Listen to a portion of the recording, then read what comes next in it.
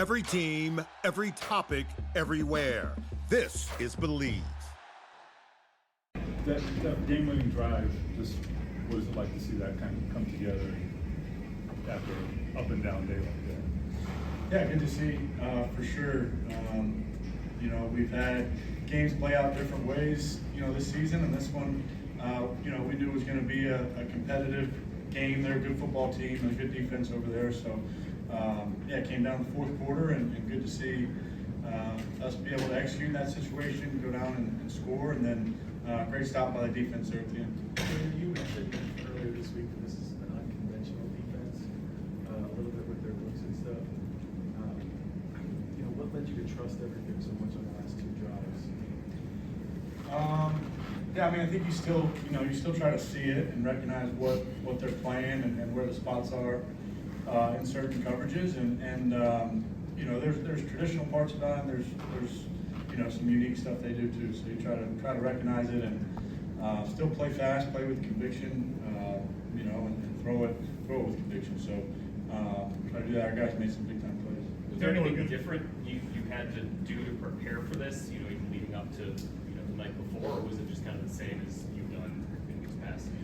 I think the process is largely the same, and kind of how you go about it. I think some of the communication and how you're communicating the wideouts or preparing yourself to get through certain reads, and some of that preparation is unique as it is with any team, and kind of dependent on what you're going up against that week.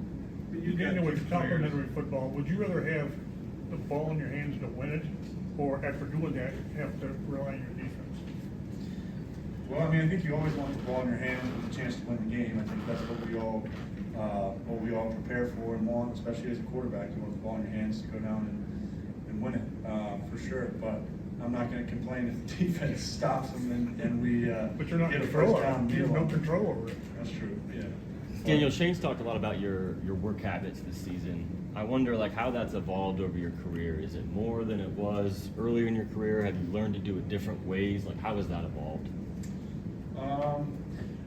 I think you just get better at it and more efficient with it.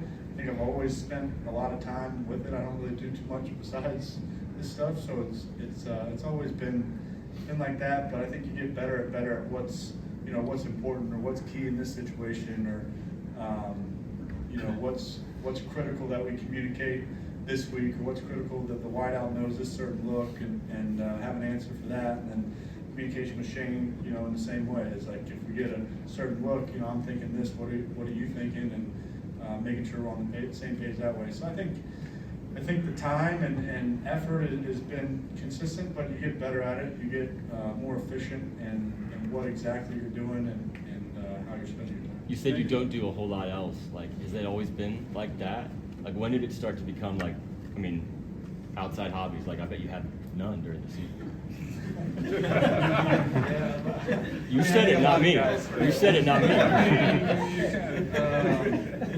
I don't think a lot of guys during the season, have a ton of hobbies. That's just the nature of it, kind of the way it works in this business. But yeah, pretty much always been that way during the season. Going back to that, you were on the Fits and Wits podcast recently. You mentioned how much you learned when you were in Minnesota. How did that kind of help just your process overall, seeing those guys work and how you were very complimentary of those guys?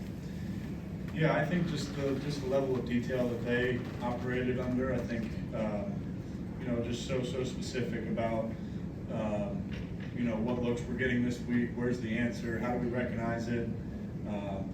How do we walk through it? How do we prepare to see it?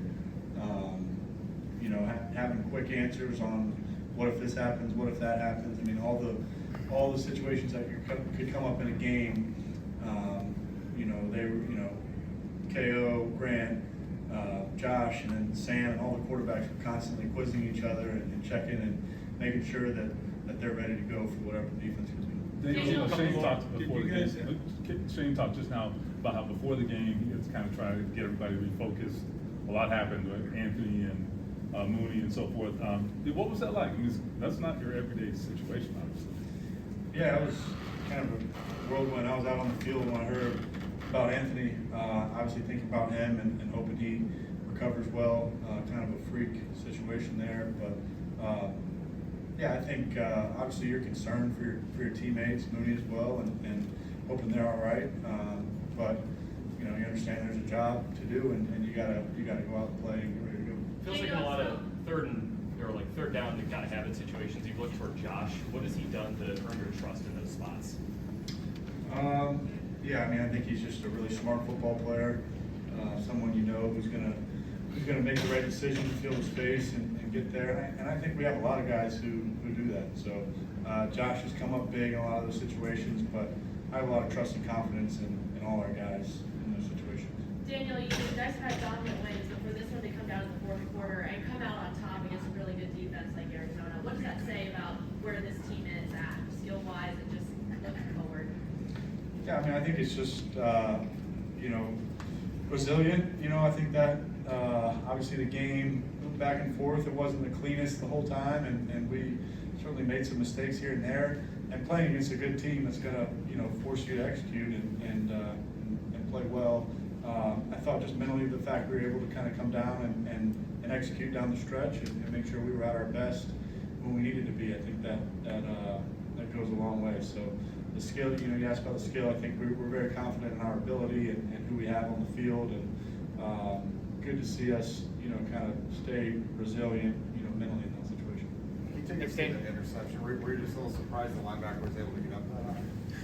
Yeah. I mean, I think thought I could get it over him to Mo on that play, and he made a great play. I go back and look at it and make sure I'm taking care of the ball. Thanks, Daniel.